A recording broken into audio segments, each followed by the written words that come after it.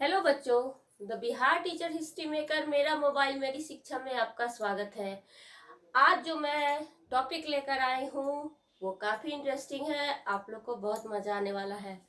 तो देखिए, इकाई 6 में हम लोग एशिया पढ़ेंगे। क्या? एशिया। एशिया का नाम सुना है आप लोगों ने? एशिया क्या है? एक महादेश है। सबसे पहले तो आप लोगों के लिए यह जानना जरूरी है कि विश्व में कितने महादेश हैं। विश्व में कितने महादेश हैं सबको पता है? अगर पता है तो ठीक है, अच्छी बात है। नहीं पता है तो मैं वो डिटेल आप लोग को थोड़ा डिटेल नहीं, शॉर्ट में बता देती हूँ, क्योंकि हम लोगों को मेन एशिया पढ़ना है। तो सबसे पहले हम लोग देखते हैं कि विश्व में कितने महादेश हैं। महादेश जिसका इंग्लिश होता है कॉन्टिनेंट। क्या होता है? कॉन्टिनेंट। तो महादेश 7 हैं। विश्व में कितने महादेश हैं? 7 हैं।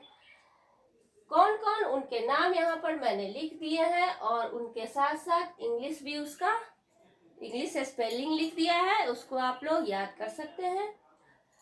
तो सातों में क्या क्या है? पहला है एशिया, दूसरा है अफ्रीका, तीसरा है उत्तर अमेरिका, चौथा है दक्षिण अमेरिका, पांचवा है अंटार्कटिका, छठा है यूरोप और सातवां है ऑस्ट्रेलिया।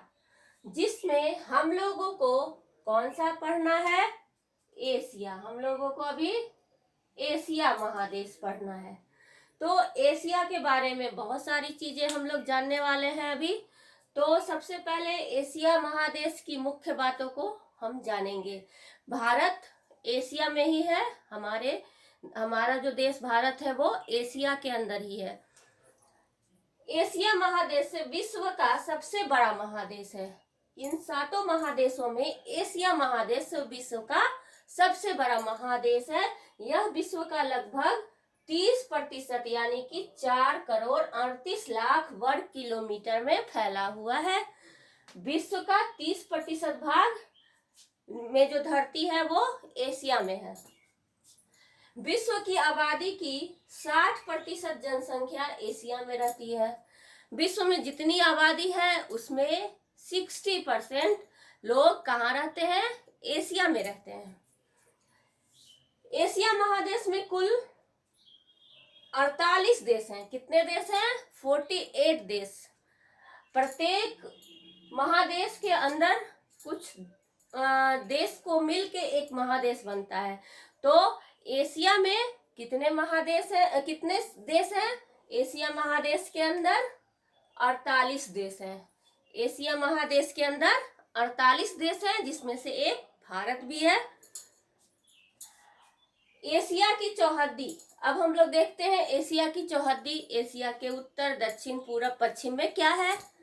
तो हम देखते हैं यहाँ इसके पूरब में प्रशांत महासागर है। पूरब में क्या है? प्रशांत महासागर। पश्चिम में यूरोप है। ये यूरोप दूसरा महादेश जो है उसका नाम यूरोप है। यहाँ पश्चिम में है। और अफ्रीका महादेश, ये दोनों क्या है? इसके पश्चिम में है। मतलब एशिया की चौहद्दी में पूरब में प्रशांत महासागर, पश्चिम में यूरोप और अफ्रीका महादेश, दक्षिण में हिंद महासागर।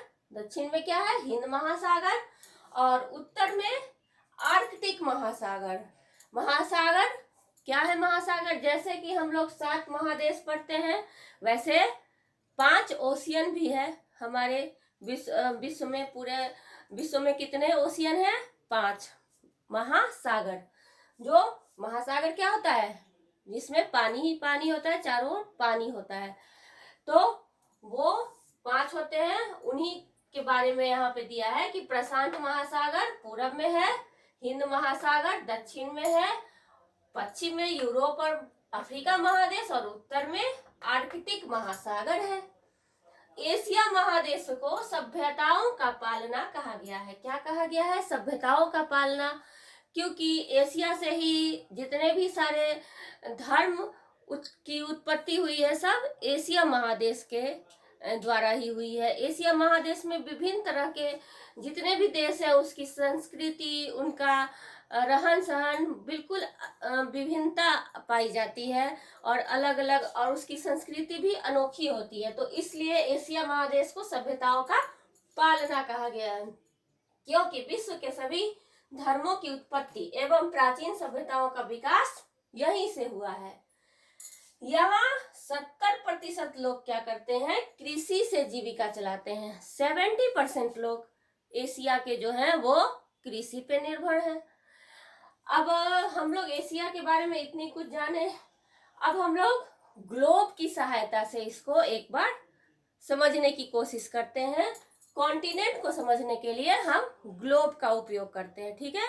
तो चलिए हम लोग ग्लोब से देखते हैं कि कॉन्टिनेंट किस तरह फैला हुआ है विश्व में।